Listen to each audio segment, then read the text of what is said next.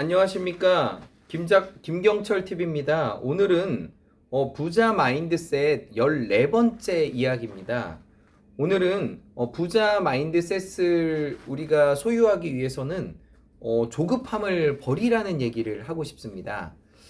예전에 저희 아버님께서 늘 얘기했던 것 중에 하나가 밥을 흘리면 이 밥이 몇 번을 거쳐서 오냐 그 얘기가 생각이 나더라고요. 88번인가를 거쳐서 농부가 씨를 뿌리고 그것을 또 거두고 또 그것을 뭐 탈곡해서 또 누구한테 가고 그래서 이제 88번이라는 말이 뭐 이렇게 좀 지어낸 이야기일 수도 있지만 그만큼 많은 과정을 거쳐서 우리의 식탁으로 온다. 그래서 밥을 흘리는 것이 좀 잘못됐다. 그래서 흘리지 말고 잘 먹어라. 그 얘기를 아버님께서 이제 가끔 저희 친아버님께서 얘기를 하셨던 게 생각이 나는데 그 얘기를 가만히 곱씹어 보면 맞는 말이에요. 그러니까 편의점에 가가지고 밥이 뚝딱 나오는 게 아닌 거예요. 그러니까 지금은 이 산업혁명 자체가 일어났기 때문에 곡식들이나 이런 거를 다 저장하고 쟁겨놓고 그렇게 돈도 다 막 쌓아놓고 하잖아요. 근데 이제 원시 시대에는 오늘 먹고 끝나는 거였어요. 내일 냉장고가 없기 때문에 그냥 끝나는 거예요. 오늘 왕창 잡을 일도 없고 그냥 오늘 내가 먹고 싶은 만큼만 잡아가지고 먹고 또 내일 또 사냥을 해야 되고 일을 하는 그런 시대를 살았단 말이에요. 근데 저는 이곳에 철학이 있다고 봐요.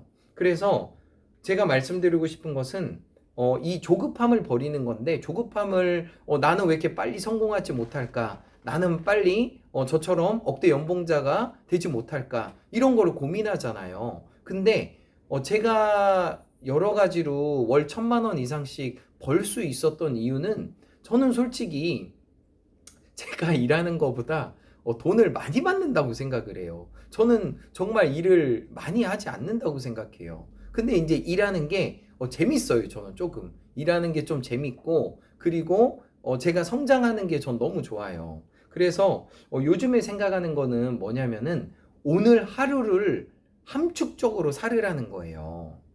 네, 조금 헷갈리죠. 이게 성공한 사람이나 부자 마인드셋에 들어오신 분들을 보면요. 하루 24시간이 아니에요. 몇 시간이냐고요? 30시간, 40시간을 살아요. 네.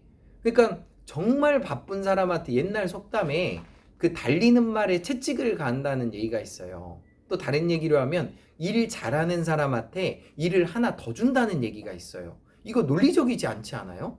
한가한 사람한테 일을 줘야지 왜 일을 많이 하는 사람한테 일을 준다고 할까요? 그러니까 일을 잘하는 사람은 하루에 3개 하는 사람은 5가지 일을 할 수 있고요. 하루 10가지 일을 하는 사람은 12가지 일을 할 수 있는 게 이상한 인생의 법칙인 거예요. 그래서 바쁜 사람한테 하나를 더 맡겨야 일을 더 잘 끝내는 거예요. 그래서 뭐 번아웃 되고 막 그렇기도 하지만은 어쨌든 제가 말씀드리는 것은 오늘 하루에 집중하는 삶이 너무 중요해요.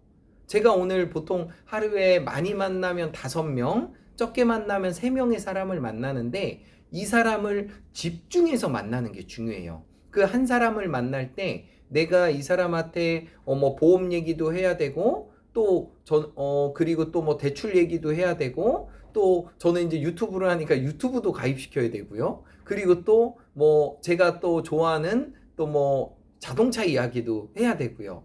그러니까 제가 짧은 시간에 만날 때 함축적으로 그 사람한테 꼭 필요한 일을 얘기를 해야 돼요. 그래야만이 내가 이 짧은 시간에 얻을 수 있는 게 여러 가지가 될 수 있거든요. 근데 이렇게 생각을 하지 않으면 하루에 한 명을 만나서 한 가지 일밖에 못 하는 거예요. 그래서 저는 지금 책을 제가 지금 몇 번째 썼죠? 제가 2번째 썼나요? 맞네요. 2번째 썼는데 책을 2권 쓰고 헷갈리네요. 그래서 저는 책을 10권 쓰는 게 목표예요. 그래서 3번째 책도 제가 지금 정리를 하고 있는데 책을 쓰다 보니까 이게 재밌어요. 재밌고 그리고 이게 책을 쓰다 보면은 첫 번째 책보다는요 2번째 책이 빨리 나와요. 해보니까 그래요. 그리고 2번째 책보다는 3번째 책이 더 빨라요. 네네. 이것을 반대로 얘기하면 뭐냐면요. 우리가 돈을 모을 때 1,000만 원을 모으는 거 있죠. 어려워요. 그래서 제가 이제 부지점장한테도 돈을 1,000만 원 모아라, 1억을 모아라 얘기를 하는데 1,000만 원을 모으는 거는 어렵지만요. 5천만 원을 모으는 거 쉬워요. 5천만 원 모으는 거 어렵잖아요. 5천만 원 모으면 1억 만들기가 쉬워요. 이상하죠?